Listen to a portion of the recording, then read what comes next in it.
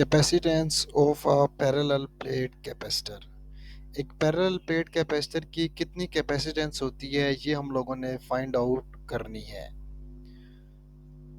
इस काम के हम लोग सपोज करते हैं कि हमारे पास एक पैरेलल प्लेट कैपेसिटर है जो कि दो प्लेट्स की मदद से मिलकर बना हुआ है। Let's suppose that this is the shape of parallel plate capacitor. इसमें जो एक प्लेट है उसका जो एरिया है वो कैपिटल ए के इक्वल है और इन दो प्लेट्स के दरमियान की जो सेपरेशन है वो डी के इक्वल है जी। जिस प्लेट के ऊपर पॉजिटिव चार्ज आ रहा है इसको हम लोगों ने बेसिकली अटैच किया हुआ है positive terminal of the battery, और जिस प्लेट के ऊपर नेगेटिव चार्ज आ रहा है इसको स्विच की मदद से हम लोगों ने अटैच किया हुआ है with the negative terminal of the battery. हमें अच्छे तरीके से पता है जी जो करंट है वो हमेशा पॉजिटिव टर्मिनल से फ्लो करता है और वो यहाँ से फ्लो करता हुआ जाता है toward the negative terminal of the battery. हमारा टारगेट क्या है जी, हम लोगों ने बेसिकली इस पैरेलल प्लेट कैपेसिटर की कैपेसिटेंस को फाइंड आउट करना है।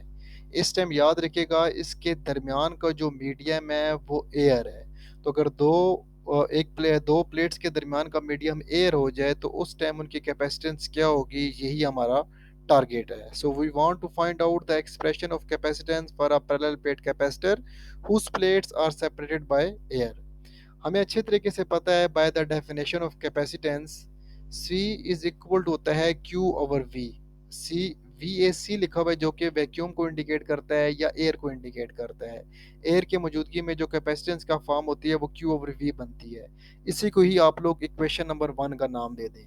हमारा टारगेट क्या है, हमने Q ओवर V की वैल्यू को फाइंड करना है तो हमारे पास फिर कैपेसिटेंस आ जाती है। इलेक्ट्रिक फील्ड इंटेंसिटी जो होती है अगर हम लोग उसका फार्मूला देखें तो वो होती है V ओवर D की equal, where V indicating the potential difference of the battery, D indicating the separation between the plates. So E is equal होता है V ओवर D। लेकिन हमें अच्छे तरीके से पता है कि अगर हम लोग दो ऑपोजिटली चार्ज प्लेट्स की कैपेसिटेंस को फाइंड करें with the help of Gauss's law तो वहां से E की जो वैल्यू आती है वो रो ओवर एप्सिलॉन नॉट के इक्वल बन जाती है। अब ये रो जो है ये इंडिकेट करती है सरफेस चार्ज डेंसिटी को, जिसका फार्मूला होता है चार्ज पर यूनिट एरिया। तो अगर इसकी जगह पे वैल्यू पुट कर दें तो ई बन जाएगा charge divide by A into epsilon not. अब इक्वेशन नंबर 2 के अंदर देखा जाए तो ये भी इलेक्ट्रिक फील्ड की वैल्यू है। इक्वेशन नंबर 3 को देखें तो ये भी इलेक्ट्रिक फील्ड की ही वैल्यू है। इसका ये मतलब है कि हम इन दोनों को आपस में कंपेयर कर सकते हैं। So we compare equation number 2 and 3। when we compare equation number 2 and 3 we will get V over D is equal to Q divide by A epsilon not. अब ये ए एप्सिलॉन नॉट इस साइड पे divide हो रहा है तो जब इस साइड पे जाएगा मल्टीप्लाई हो जाएगा। सिमिलरली अगर वी साइड पे मल्टीप्लाई हो रहा है तो जब इस साइड पे आएगा तो डिवाइड हो जाएगा। So you will get Q over V is equal to A epsilon naught over D बन जाता है। अब इक्वेशन नंबर 1 को अगर आप देखें तो वहां पर सी वैक्यूम क्यू ओवर वी के इक्वल था, तो क्यू ओवर वी की जगह पर आप इसकी ये वैल्यू पुट कर दें, you will get C vacuum is equal to A epsilon naught divide by D. So this is the expression of capacitance of a parallel plate capacitor whose plates are separated by a vacuum। जिस time इनके दरमियान का जो medium था air था plates के दरमियान, तो उस टाइम जो कैपेसिटेंस आती है उसकी फॉर्म हमारे पास कुछ इस फॉर्म में बन जाती है जी।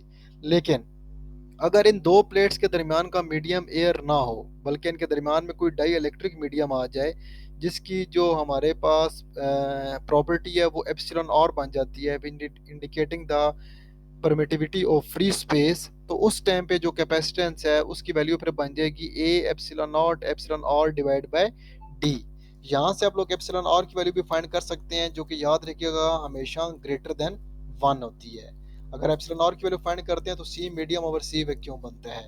एक बार याद रखिएगा जी, जब भी प्लेट्स के दरमियान में डाई इलेक्ट्रिक मीडियम आ जाता है तो उस टाइम जो कैपेसिटेंस होती है वो हमेशा इंक्रीज कर जाती है।